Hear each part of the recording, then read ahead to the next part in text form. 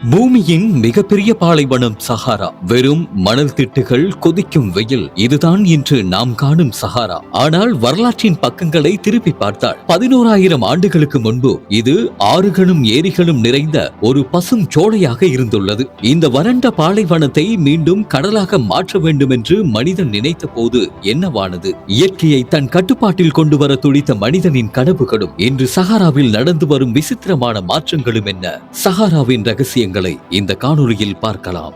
19ஆம் நூற்றாண்டில் சஹாராவை ஒரு கடலாக மாற்றும் விசித்திரமான எண்ணம் சிலரிடம் தோன்றியது. 1877இல் டொனால்ட் மெக்னிசி என்பவர் அட்லாண்டிக் கடலில் இருந்து ஒரு கால்வாய் வெட்டி பாலைவனத்திற்கு நீர் கொண்டு வர திட்டமிட்டார். இது பெரும் வணிக வெற்றியை தரும் என நம்பினார். ஆனால் போதிய முதலீடு இல்லாததால் அந்த கனவு மண்ணோடு மண்ணாய் போனது. தொடர்ந்து பிரெஞ்சு பொறியியலாளர்கள் துனிசியாவில் இருந்து ஒரு உள்நாட்டு கடலை உருவாக்க முயன்றனர். மத்திய தரைக்கடலை பாலைவனத்துடன் இணைக்க நினைத்த இந்த திட்டம் அப்பகுதி கடல் மட்டத்திற்கு கீழே இல்லை என்று தெரிந்ததும் கைவிடப்பட்டது.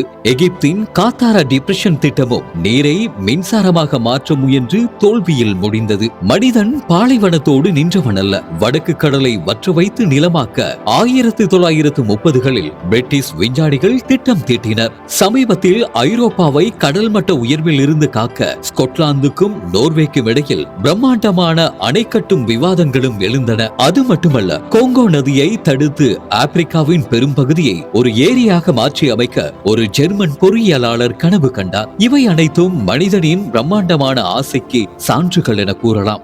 சஹாரா எப்போதும் பாலைவனமாக இருந்ததில்லை. 11,000 ஆண்டுகளுக்கு முன்பு அங்கே காடுகளும் ஏரிகளும் இருந்தன. ஆனால் பூமியின் சுழற்சி மற்றும் என்ட்ராபிக் கன்வர்ஜென்ஸ் ஜோன் எனப்படும் காலநிலை மாற்றத்தினால் அது படிப்படியாக வறண்ட பாலைவனமாக மாறியது. ஆனால் செப்டம்பர் 2024இல் ஒரு அதிசயம் நிகழ்ந்தது. தசாப்தங்களாக வறண்டு கிடந்த ஏரிகள் வரலாறு காணாத மழையால் நீரால் நிரம்பின. மொரோக்கோ மற்றும் அல்ஜீரியாவில் தற்காலிக ஏரிகள் உருவாகின.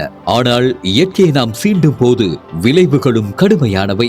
இந்த திடீர் வெள்ளத்தால் 18 உயிர்கள் பறிபோயின. இது நமக்கு சொல்லும் பாடம் ஒன்றுதான்: இயற்கையின் மாற்றங்களை நாம் கட்டுப்படுத்த முடியாது, அதை எதிர்கொள்ளவே பழகிக் கொள்ள வேண்டும். சஹாரா வெறும் மணல் மேடு அல்ல, அது பூமியின் ஏர் கண்டிஷன். சுமார் 1 டிரில்லியன் மெட்ரிக் டன் கார்பனை சேமித்து வைத்து புவி வெப்பமடைதலை தடுக்கிறது. அது மட்டுமல்ல, சஹாராவில் இருந்து வீசும் காற்றுதான் அமேசான் காடுகளுக்கு தேவையான ஊட்டச்சத்து மணலை தந்து அந்த பசுமை காடுகளை உயிர்ப்புடன் வைத்திருக்கிறது. சஹாரா இல்லை என்றால் அமேசான் காடுகளும் சரிந்துவிடும். இயற்கையை மாற்ற முயன்ற மனிதனின் திட்டங்கள் தோற்று போயிருக்கலாம். ஆனால் பாலைவனங்களின் தேவை எவ்வளவு முக்கியம் என்பதை இன்று நாம் உணர்கிறோம். சஹாரா இது அழிந்து கொண்டே இருக்கும் இடம் அல்ல, இது உயிர்கோளத்தின் இதயம். இந்த தொகுப்பு உங்களுக்கு பிடித்திருந்தால் மறக்காமல் ஷேர் செய்யுங்கள். ஆயுள் டிராவலிங்கை சப்ஸ்கிரைப் செய்யுங்கள்.